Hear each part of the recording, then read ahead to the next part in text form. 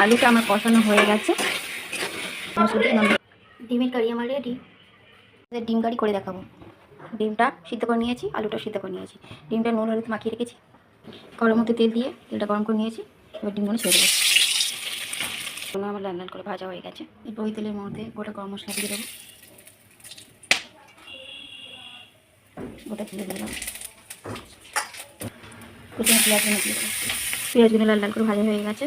এরপরে আদা বাটা, রসুন বাটা আর কাঁচা লঙ্কা বাটা একসঙ্গে কেটে রেখেছিলাম, একটু দিয়ে দিলাম, একটু হলুদগুলো দিয়ে দেবো।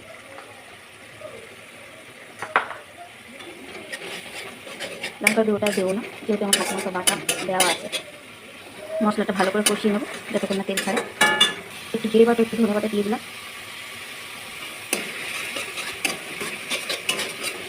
মশলাটা আমার কষানো হয়ে গেছে, তেল ছেড়ে গেছে। এবার আলুগুলো দিয়ে দেবো। আলুগুলো দিয়ে একটু কষিয়ে নেবো ভালো করে। ডিমগুলো দিয়ে দেবো, দিয়ে একটু কষাতে থাকবে। অল্প জল দিয়ে স্বাদ মতো লবণ দিয়ে দেবো, দিয়ে একটু ঢাকা দেবো। আলুটা আমার কষানো হয়ে গেছে। এরপর একটু জল দিয়ে দেবো। ডিমটা আমার হয়ে গেছে। এবার হালকা গরম মশলা দিয়ে নামিয়ে। ডিমের কারি আমার রেডি।